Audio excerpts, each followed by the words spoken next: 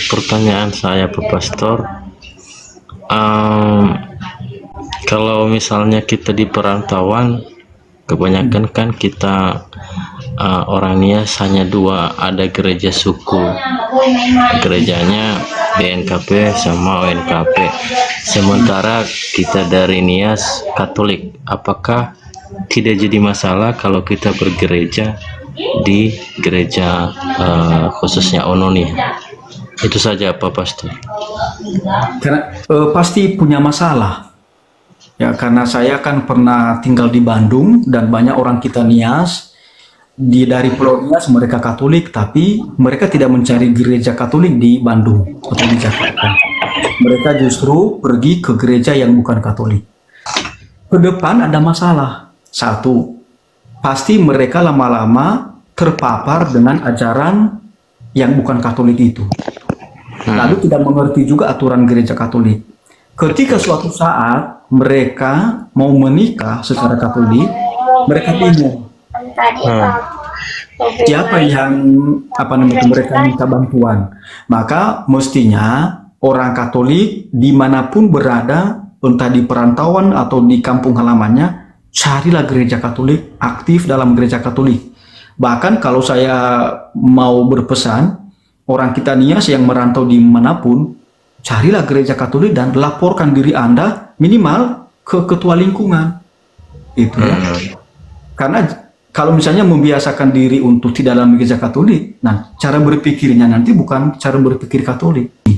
Kalau kita merantau di suatu tempat minimal 1 bulan, ya minimal 1 bulan di daerah itu, kalau kita mencari gereja Katolik lalu meminta pelayanan, kita dilayani karena ada dasar hukumnya. Ya, dan apalagi kalau sudah 3 bulan di situ, berarti sudah punya kuasi domisili. Bisa meminta pelayanan, misalnya kalau mau menikah, maka minta romo di mana Anda tinggal untuk memproses atau mendampingi Anda di dalam perkawinan. Tapi jangan membiasakan diri hanya bergabung dengan orang kita Nias. Karena begini, saya juga berbicara hal yang lainnya. Salah satu kunci dari kesuksesan itu bukan karena dia pintar saja, tapi dia punya relasi yang luas. Nah, kalau misalnya orang kita Nias selalu bergabung lagi dengan orang Nias, bagaimana relasinya? Ya, justru sama saja dia tinggal di Pulau Nias. Padahal di perantauan itu kita mesti bergaul dengan siapapun. Ada banyak kok yang seperti begitu ya.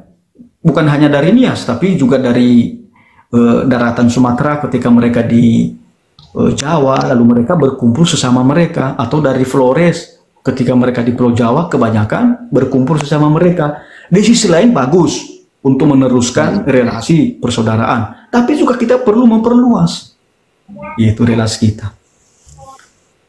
Oh, begitu hukumnya ya, Pak Pastor. Tapi pengen nanya ini, Pastor, soalnya waktu saya ada di Nias, ya namanya juga ke gereja, tapi ya belum saya tekunin 100% ya, 100%. Memang saya akui itu, saya memang setiap minggu ke gereja, tetapi ya hanya untuk mengikuti khotbah, tapi saya tidak mendalami. Nah, setelah saya sudah ada di perantauan ini, sudah punya keluarga, nah begitulah ada pemikiran yang benar-benar dekat dengan Tuhan, takut akan Tuhan, dan ya selalu memuji Tuhan ya. Kadang di perantauan ini kebanyakan kan ya orang kita sesama suku, ya otomatis kan kita bergabung. Nah, tetapi di sisi lain kan ya kepercayaan berbeda-beda, ada yang Protestan dan ada juga Katolik. Apakah ada hukumnya ya, Pak Pastor? Seandainya, soalnya kan saya juga udah berkeluarga ini, sementara kan orang tua lagi di kampung dan orang tua diwajibkan harus dibaptis anak-anak lewat Katolik. Nah, sementara karena saya belum pernah ke gereja Katolik sejak saya ada di perantauan, hanya di Protestan, anak-anak saya membaptis secara Protestan, Pak Pastor. Apakah ada hukumnya itu ya, Pak Pastor? Ya, berarti Pak Todi itu Katolik ya? Saya Katolik, Pak, di Nias Barat, Lasarafaga. Lalu menikah dengan orang Protestan? betul, betul. Lalu perkawinannya dilangsungkan di gereja Protestan. Protestan, Pak, Protestan.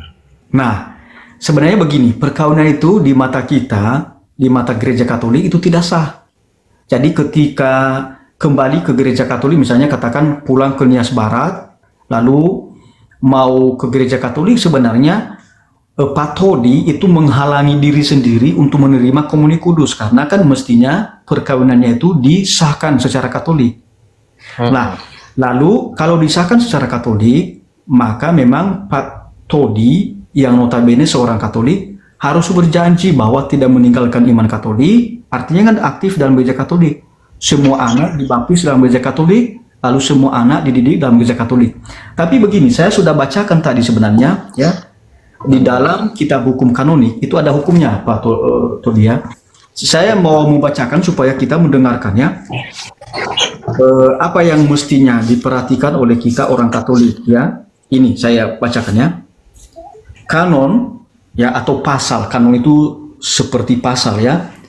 Pasal atau kanon 1367 dalam kitab hukum kanonik. Nah, ini bukunya. Bunyinya begini. Orang tua atau mereka yang menggantikan kedudukan orang tua yang menyerahkan anak-anaknya untuk dibaptis atau dididik dalam agama tidak Katolik hendaknya dihukum dengan censura atau hukuman lain yang adil. Nah, salah satu hukuman itu misalnya adalah bahwa patoni itu tidak bisa menerima komuni kudus sebelum Katolik mengesahkan perkawinan secara Katolik dan mengaku dosa di dalam sakramen tobat. Nah itu, jadi ya baiknya sebenarnya ya Katolik itu mengesahkan perkawinan.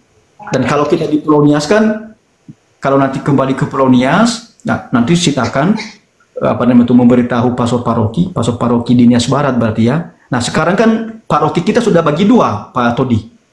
Betul. Ya, jadi udah dipisah paroki Mandehe, lalu paroki Sirombu. Mungkin Pak Todi itu masuk ke Sirombu ya, karena Lasar Faga. Iya, betul. Sangat gampang kok, sangat gampang. Silakan. Ya, jadi tidak masalah. Tapi ya itu harus dipahami, gitu ya. Nah, begini loh. Saya sebenarnya bukan membeda-bedakannya, tapi orang Katolik itu harus tahu ajaran kekhasan gereja Katolik. Mengapa kita harus setia sebagai orang Katolik? Itu yang sangat penting. Mengapa harus setia? Karena begini, di dalam kitab suci, gereja yang didirikan oleh Kristus sendiri adalah gereja Katolik, yang disebut gereja yang satu, kudus, Katolik, dan apostolik. Seringkali kan kita tidak tahu arti ini, atau orang kita tidak tahu arti ini, ya. Ini kan apa? Lalu kitab suci kita itu utuh sejak disahkan pada abad kedua dan abad keempat, 73 buku. Sementara di luar sana itu hanya 66 buku. Karena berbeda kitab sucinya, maka di luar sana itu juga berbeda ajaran teologinya. Misalnya mereka tidak perlu mendoakan orang meninggal. Mengapa? Karena mereka sudah membuang kitab suci yang juga mengatakan bisa kita berdoa mendoakan orang meninggal. Itu.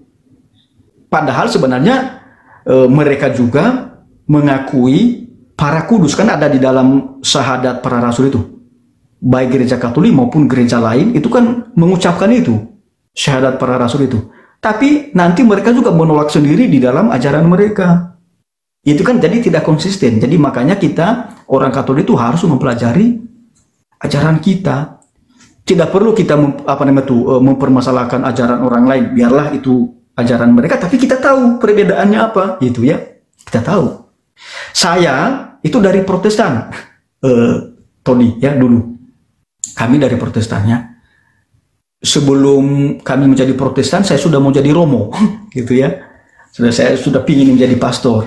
Karena dulu kan di Nias Barat itu para pastornya itu misionaris dari Jerman ya awalnya ya, lalu digantikan oleh misionaris dari Belanda. Saya selalu ke gereja Katolik waktu anak-anak, walaupun kami Protestan, dan saya ingin menjadi pastor gitu, sejak kecil itu. Iya Pak. Dan saya sungguh-sungguh mempelajari, jadi gereja Katolik saya pelajari, ya, sehingga saya begini ya, gitu ya, perlu untuk kita. Berarti Pak Pastor ya, intinya nanti kalau misalnya saya udah pulang ke kampung, saya harus anak-anak saya dibaptis lagi secara Katolik gitu ya? Sebenarnya juga tidak harus menunggu pulang ke kampung. Bisa misalnya kalau Pak Todi di Jakarta, bisa juga menghubungi pastor di mana Pak Todi. Oh iya. Bisa. Baik. Karena kita seperti yang sudah saya katakan tadi, kalau di suatu wilayah paroki, lalu kita sudah tinggal di situ minimal 1 bulan atau 3 bulan, itu bisa kita minta pelayanan dari rumah paroki, entah itu pengesahan perkawinan secara Katolik, lalu nanti baptisan anak. Itu Pak Todi. Jadi jangan mengatakan nanti saya begini, enggak ya. Baik. Itu Pak Katekis Gia itu kalau nggak salah di wilayah Jakarta itu bisa juga. Oke, saya di Jakarta Barat, Pastor. Saya mungkin 2 menit ya, Pastor. Saya mau mengatakan keprihatinan. Ya. Benar kata Pak Todi. Saya juga dari Protestan loh, Pak Todi.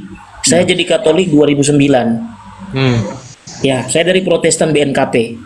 Oke ya. Nah, benar kata Pak Todi. Banyak orang-orang muda Katolik yang dari kampung sana merantau di Jakarta, itu mereka ke gereja bukan gereja Katolik. Betul. Banyak ya. Itu menjadi keprihatinan di daerah Tangerang. Pak Todi daerah Tangerang tinggalnya atau di mana? Daerah Depok, Jawa Barat. Oh, Depok. Oke. Nah, di Tangerang Pak Todi ada satu paroki ya. Itu ada perkumpulan Ikatan Katolik Nias. Nah, dalam satu obrolan ya dengan tokoh-tokoh di situ, memang keprihatinan kita sebagai orang Katolik yang dari Nias itu ketika merantau ke sini itu tidak pergi ke gereja Katolik, malah ikut teman-teman ke gereja apa saja, pokoknya gereja aja gitu. Dan itu ada 2 kemungkinan. Pertama, karena di kampung kurang mendalami, orang tua kurang memberikan pendidikan iman Katolik yang benar, atau di perantauan tidak mau bergaul dan mencari ketua lingkungan di mana dia berada. Padahal Pak Todi, saya beritahukan, kalau kita aktif saja ya di gereja di perantauan, kita nggak kesusahan. Mohon maaf, bukan saya mengajarkan supaya kita ngemis-ngemis di perantauan ya. Betul. Tidak kesusahan, maksudnya begini. Ketika kita memperoleh kesulitan tertentu, itu banyak yang memberi jalan karena kita ada satu lingkungan. Kita satu lingkungan. Contoh, di bulan Rosario, di bulan Maria, kita kan sering ngumpul. Doa Rosario, masa Advent, mendengarkan persiapan menjelang Natal, menjelang Paskah, selalu bertemu dengan orang-orang di lingkungan sekitar kita. Dan itu membuat kita, kalau ada sesuatu yang kita alami apapun, ada yang bisa memberi solusi, bahkan mungkin bisa bantu.